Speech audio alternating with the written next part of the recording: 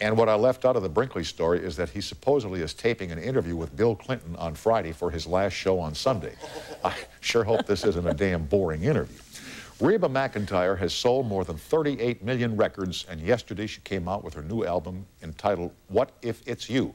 Tonight she's going to fill us in on what's been happening in her life. I've known you for a long time, young lady. I'm thrilled with your success, and thank you for joining us here at CBS Well, tonight. You're sweet. My pleasure to be here. This title song, What If It's You? This is the old thing, you walk in somewhere and whammo, huh?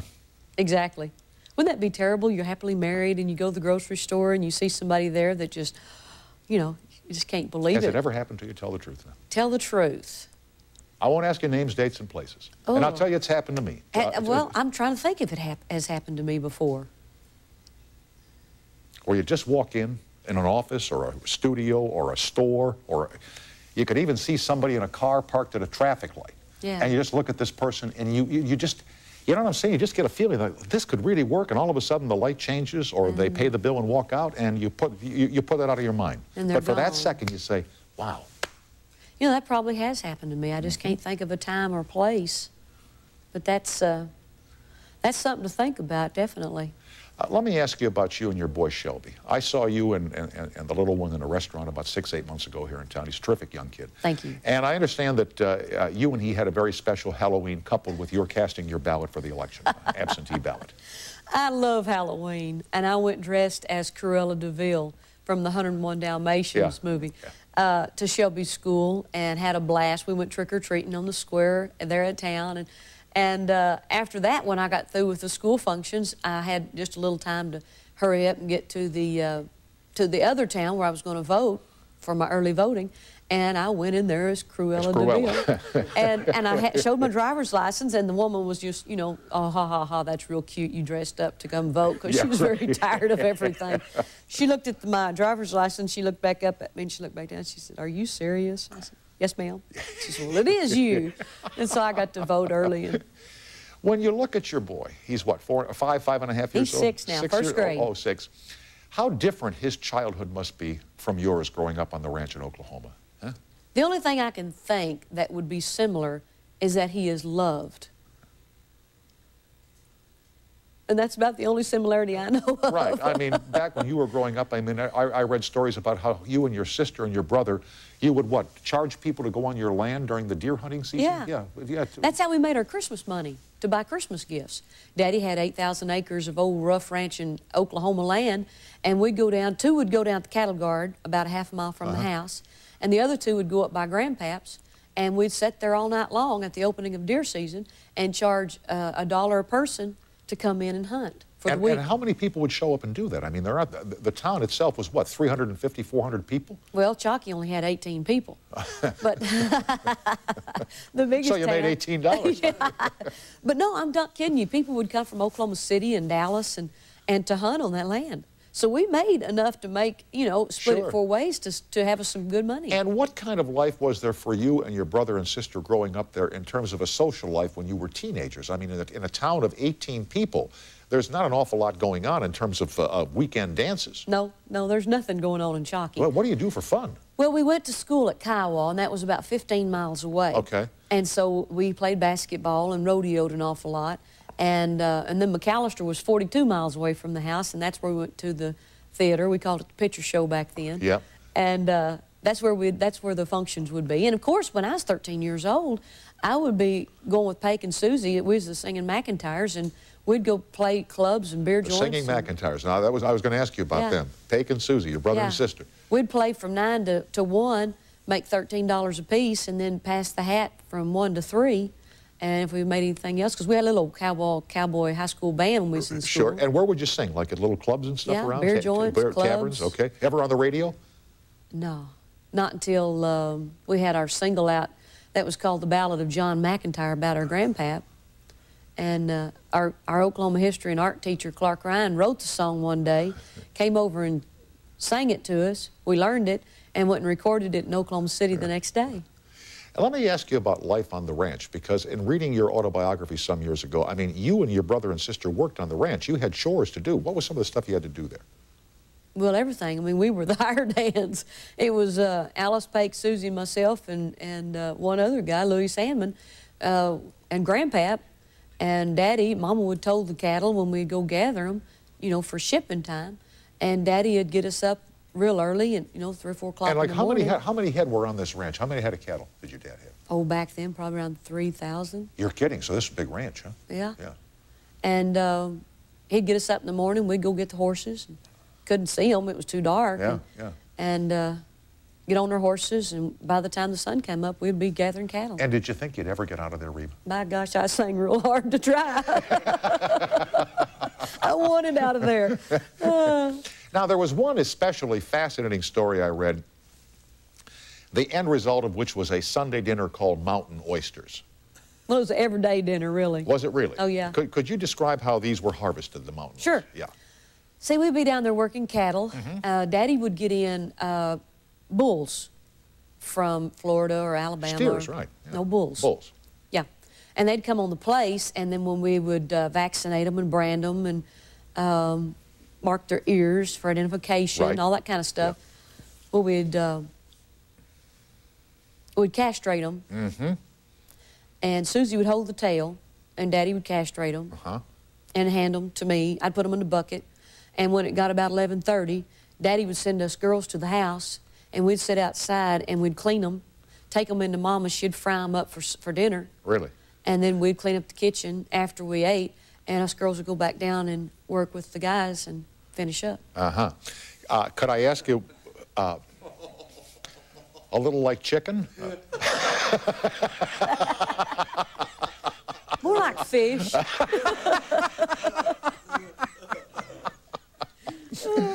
We are with Reba McEntire. The toll-free is up and running. The newest CD is out now in cassette. It's called What If It's You? We'll be right back after these messages.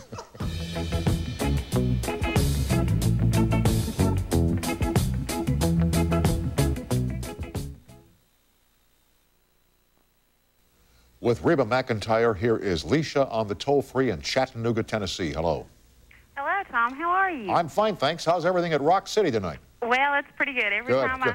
every time I see a sign that says See Rock City, I think of you now. Oh, thank you.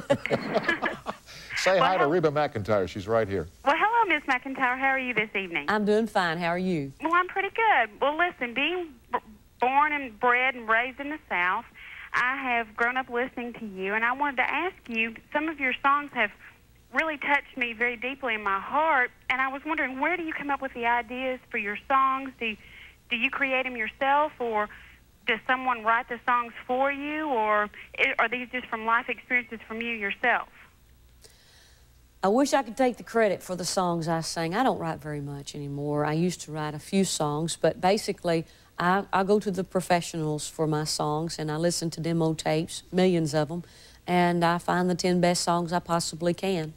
And it's their life experiences, but when I get on stage or when I'm in the studio singing them, I become the character in the song, and that's my pretending, that's my play acting. Is there one song above all others that has touched you so deeply as you sing it because it has a meaning to you and you alone? No, there's one song that I really do like to sing that I've loved it ever since Bobby Gentry had it out in 1968, is Fancy. I love that song because that girl, she was kicked out. You know, her mother said, you know, go on, girl.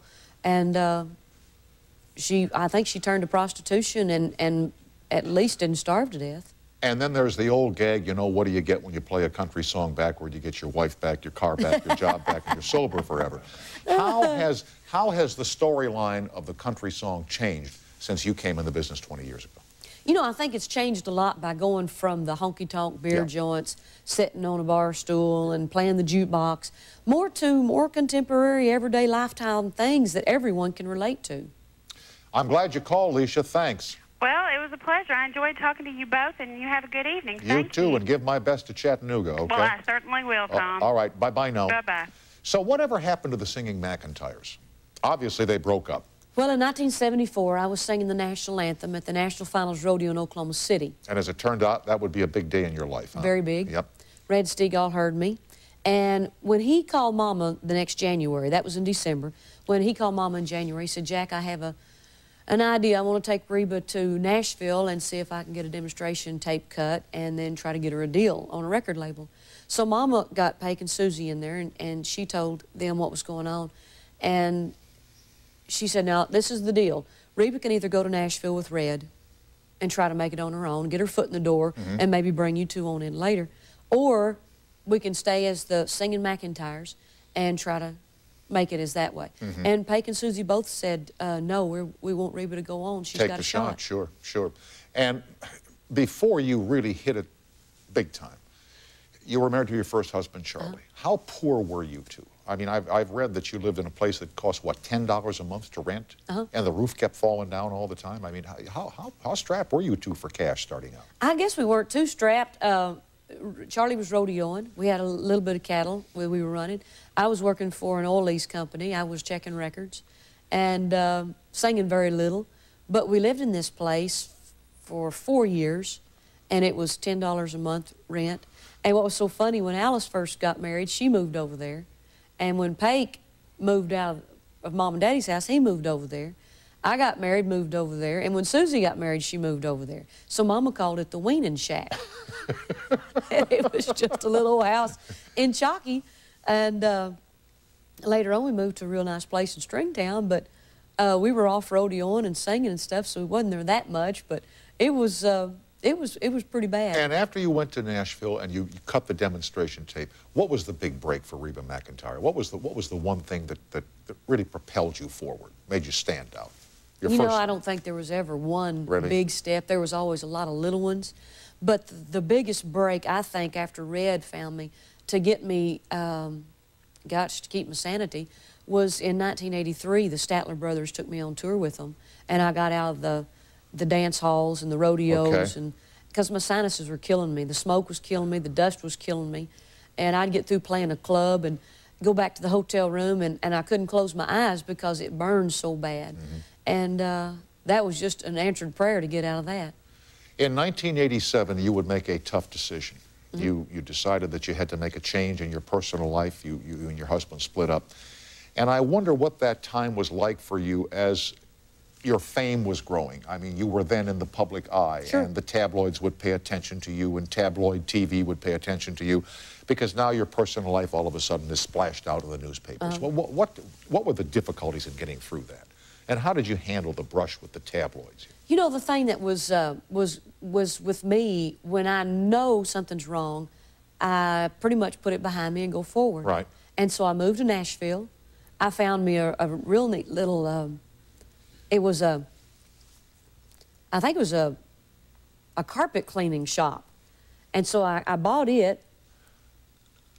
Basically, I bought it so I can put both of my buses in there and load and unload at the same time. You know, when I would be out of the rain. And so I just took on with my life, and I just put all the rest of it behind me. So the tabloids and stuff, nothing affected me to that I remember. You bought a carpet cleaning company? No, I bought the building. Oh, the building, the building, okay. And they were out of it. Steam-O-Matic, that's what it was called. And I found me a place in Nashville. Mama understood why I had to leave. It was just to further my career, go on with it, and not look back. And let me ask you here about the buses. You say your buses. Why would you have two? Well, one for me and one for the band and crew. Oh, I got you. I got you. Now, at that time, I only had, I had two buses. That's sure right. Because at the end of the marriage, I was fixing up a new bus for myself, and I left my ex-husband down there. He was going to make sure they painted it and everything the color I wanted. And I had picked out the prettiest lilac. And when I got back, it was burgundy. And I said, that's not the color I wanted. He said, yeah, but that's what color I wanted. Yeah, and speaking of buses, how tough is it to find good drivers for these buses? Oh, I had a great bus driver. Larry Jones was my driver that I had. Of course, I had about 4,000 or 5,000 before him. I had a bus driver right before Larry that one time we were in, I think, Davenport, Iowa. And he was with me for 17 days, and for 17 days, that bus broke down. We called it, well, I don't think that was Old May, but anyway, the bus I had at that time, we were playing Davenport, and going to the show, we went kind of a back street and under an underpass. I think it was a railroad trellis. And we did the show, and we were going back to the hotel, and I think he picked a different underpass.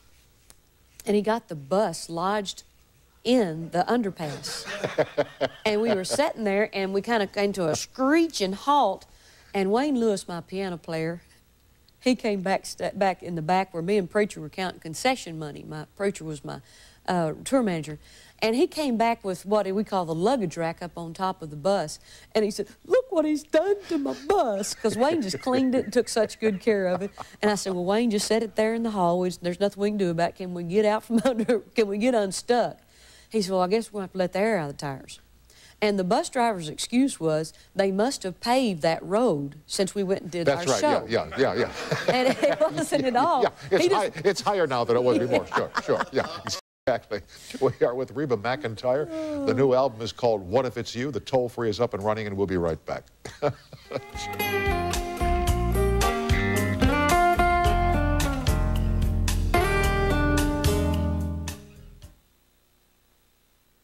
With Reba McEntire on the toll-free, here is Chris in Alliance, Ohio. Hi, Chris, and welcome to CBS. Hello, Tom. Good evening, sir. Good evening, Reba. Hi there. Yes, I was wondering, what would you be doing if you weren't a performer right now? Oh, Lance, I have no idea. If I had to quit it right now, I'd probably go into something like teaching. You know, teaching other entertainers how to perform on stage, maybe help them out, you know, how to do interviews. Sure, but, you know, presence and stuff like that, interviews and, you know, staying on track when somebody asks you a question, answering the topic correctly, stuff like that, yeah. Don't you have an airplane leasing company? Mm-hmm. How's that business for you? Is that doing okay? I guess it's doing fine. You guess? It keeps me in the air a lot. Oh, okay. So I guess that's the answer, Chris. You'd be teaching other performers. Okay, thank you, guys. Thank you. Okay, Chris, I'm glad you called. Thanks. Bye-bye. Let me ask you here about your fans and the fans of country music in particular, because there's a very special bond between the performers and the fans in your particular area of entertainment. Like, I've read that you'd love to do movies. You would love to, you know, do movies and be a movie star or a movie actress. If you did that, what would happen to the bond between you and the fans of your CDs and your concerts and your singing? I just think, well, I hope. Because if we look at Dolly Parton, who left the roots of country music for a time and went on to do 9 to 5 and other motion pictures and took on the mantle of movie star. I've read accounts that in a lot of cases her fans were disappointed because they felt that she walked out on them. Yeah, and I don't think Dolly ever would leave Of course, country. I'm not saying that she would, but the perception was, well, we weren't good enough for her. She had to go be a movie star. No, see, what we really want to do is to just enhance, to entertain more. Right. And basically find a real good movie that you could do an album along with it, like she did 9 to 5 and had the album with it. But I have no intentions of leaving my music base, my fan base. I just want to gather more into it. Now, there was a story in, I believe, Red Book magazine earlier this year about you. And at the end of it, they talked about a man named Richard J. Alexander, who, if my memory is correct, is the executive producer of Les Miserables on Broadway. And I just happened to read, when I was in New York last week, that the entire cast is being replaced, or most of them are being replaced, after January of 1997. Would there be any possibility, because he mentioned you as being a fantastic performer for the lead role, the female lead in Les Miserables, I mean, would that be anything at all that's going on in the background that nobody knows about? Not now. I would love to someday be in a part of a play. I think that would be a terrific experience. I love to go to Broadway plays. I love to go to plays. I've never been in one before. I never was a part of that in high school or college. So that would be something I would dearly love to do. And what would be the circumstances under which it could be done? Because I know you have a concert tour right now, which I guess takes you through December. In fact, you're in Peoria tomorrow night, and Cleveland the night after, and I guess Hamilton, Ontario on the weekend. So what would be the circumstances by which you could do something like that? I think it would be years to come, 5, 10 years down the road. Really, that long? I like to tour. I enjoy doing it. I'm a gypsy at heart, and I love to go and see the folks and put a brand new show together each year and entertain. And too, you know, Shelby being in school, that would be something that I'd be away from him 6 to 8 months out of the year. Okay. I just wondered, because I saw all this about the cast changes in Les Mis, and I read this thing in Red Book. I said, I wonder if Reba's going to think about that. No, not yet. I know you're going to New York to do press in a couple of weeks, and I just thought, I wonder if she's got an appointment with this guy in New York. Swear you don't. I swear. Okay. And let me ask you here about your mom and dad. We talked about your mom and dad earlier and the fact that, you know, there was a lot of love in your house. But I read that your dad had trouble saying those words, I love you, to you. You know, when Daddy was rodeoing an awful lot, he'd see the old cowboys out and having a big time and telling ladies they just met that they loved them. Mm-hmm. And Daddy always thought that was just saying it too shallow. And it kind of sickened him. And so he never said the words, I love you, to anybody I know of. Not even your mom? Not to my knowledge. He just didn't say that because he had heard everybody else say it, not meaning it, and he didn't like it. So he showed his love by supporting and taking care of, and we always knew Daddy loved us. Did he tell you eventually? Daddy told me one time, he said it to my face when he was coming out of the anesthesia. Anesthesia, when he had his triple bypass heart surgery in '87. And I was having to leave and go to Chattanooga to a show. And I leaned down and I said, Daddy, I got to go catch the bus. I got a show tonight. And he said, well, honey, I love you. Thanks for coming by. Okay, that's very sweet. And I was like, boy, he's still out of it. The influence of Patsy Cline on your line of work. I told you I saw this picture a couple of years back, her Sweet Dreams, the picture that Jessica Lange played her. She was something, huh? Oh, absolutely. Yeah. She's a firecracker. Yeah. When I first came to Nashville to record, when I would be in the sessions with all the pickers, I'd say, did you ever work with Patsy? They'd say, oh, yeah, we worked with Patsy. I said, tell me about her. And, you know, I had her up on a pedestal as an angel. And Patsy wasn't an angel. Nope. Patsy would have a beer and cuss with the boys, and she's just like everybody else. She's just a great singer and a wonderful woman that had a big heart, and just a little rowdier than most. And the last thing I wanted to ask you about is a place called Habitat for Humanity, which you support. Is it in Nashville? Well, Habitat for Humanity is all over the country and out of the country. But what we were doing in Nashville for the last several years is I'd be kind of the executive, what do you call it, like in a movie? Executive producer. Yes, I'd be the executive producer. The honcho, person in charge. Yeah. Well, except I just put up the money, and only women could go in and build this house.